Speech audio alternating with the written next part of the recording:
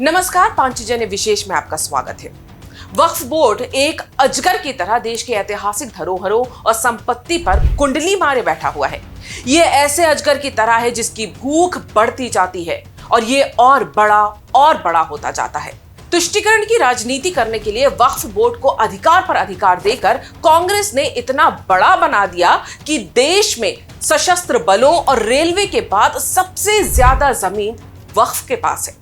मंदिर और सरकारी संपत्तियों को हड़पने का काम भी वक्फ बोर्ड सालों से कर ही रहा है। भारतीय पुरातत्व सर्वेक्षण यानी कि ASI भी वक्फ के दावों से परेशान हो गया है। वक्फ लगातार पुरातात्विक स्मारकों पर अपना दावा करता रहा है। वक्फ के पास कितनी संपत्ति है ये जानकर आपकी आंखें फटी की फटी रह जाएंगी। सरकारी आंकड़ों के हिसाब से साल 2009 तक पूरे देश में वक्फ की 4 लाख एकड़ तक की 3 लाख रजिस्टर्ड वक्फ संपत्तियां थीं।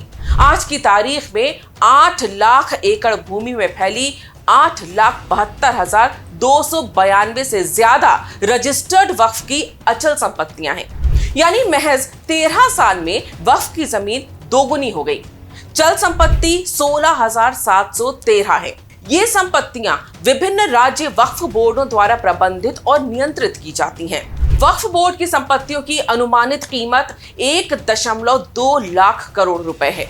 इसके साथ ही वक्फ बोर्ड सशस्त्र बलों और भारतीय रेलवे के बाद देश में तीसरा सबसे बड़ा भूस्वामी है। यूपी में सबसे ज्यादा वक्फ संपत्ति है। यूपी में सुन्नी बोर्ड के पास कुल 2,10,239 संपत्तियां हैं, जबकि शिया बोर्ड के पास 15,386 संपत्तियां हैं। दुनिया के किसी भी देश में वक्फ बोर्ड के पास इतनी शक्तियां नहीं हैं जितनी भारत में है। यहां तक कि सऊदी और ओमान में भी ऐसा कानून नहीं है। भारत में वक्फ की शुरुआत दिल्ली सल्तनत से मानी जाती है। ऐसा माना जाता है कि दिल्ली सल्तनत में सन 1173 के आसपास सुल्तान मुइजुद्दीन सैम गौर ने मुल्तान की जामा मस्जिद के लिए 2 गांव दिए थे और यहीं से भारत में वक्फ परंपरा की शुरुआत हुई।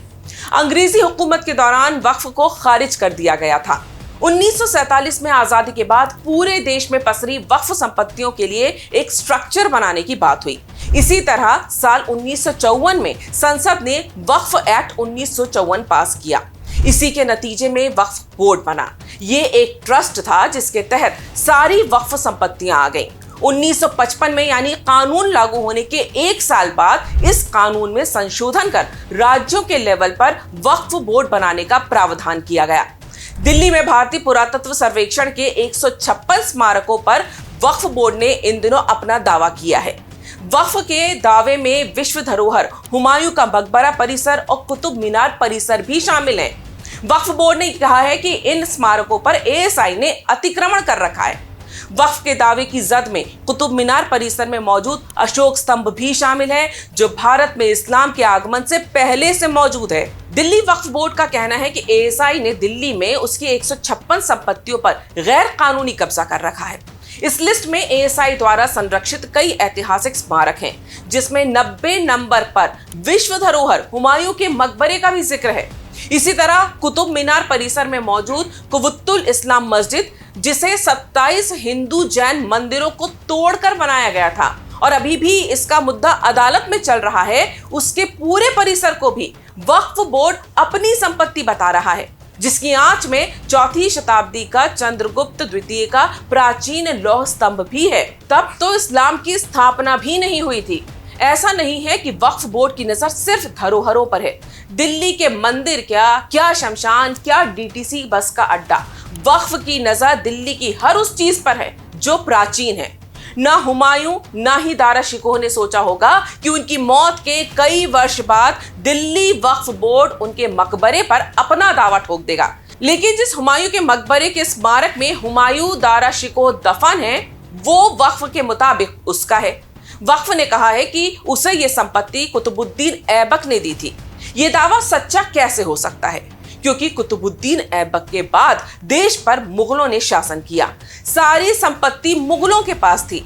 लेकिन ASI के अधिकारियों का कहना है कि वक्फ बोर्ड ने आज तक ASI के सामने सिर्फ दावे ही किए हैं, कभी किसी शासक द्वारा संपत्ति वक्फ कराने का कोई साक्ष्य नहीं दिया है।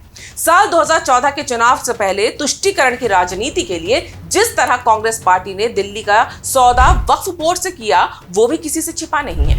दिल्ली के 123 प्राइम प्रॉपर्टीज को मनमोहन सरकार ने 5 मार्च 2014 को यानी चुनाव से ठीक पहले दिल्ली वक्फ बोर्ड के हवाले करने के प्रस्ताव पर मुहर लगा दी थी, लेकिन बीजेपी सरकार आने के बाद यह फैसला पलट दिया गया। 2022 के मार्च में दिल्ली हाई कोर्ट ने दिल्ली वक्फ बोर्ड को राहत देने से इनकार कर दिया। यूपीए सरकार ने वक्फ बोर्ड को जो 123 संपत्तियां दे दी थी, वो संपत्तियां ब्रिटिश सरकार से विरासत में मिली थी। आज जिन 156 स्मारकों पर वक्फ बोर्ड ने अपना दावा ठोका है, उसमें भी ज्यादातर संपत्तियां वही हैं जो यूपीए ने देने का फैसला किया था। सरकार ने वक्फ बोर्ड के कानून में संशोधन का फैसला किया, जिसके लिए जॉइंट पार्लियामेंट्री कमेटी यानी कि जेपीसी का गठन भी हो चुका है। देश हित के लिए यह जरूरी है कि वक्फ बोर्ड की मनमानी पर लगाम लग सके। इसके लिए जरूरी बदलाव करने की जरूरत है और उम्मीद यही है कि आने वाले समय में ये सरकार, ये कानून इसे जरूर करेगा। अगर आपको ये वीडियो पसंद आया तो इसे लाइक करें, शेयर करें और हमारे इस चैनल को सब्सक्राइब जरूर करें। धन्यवाद।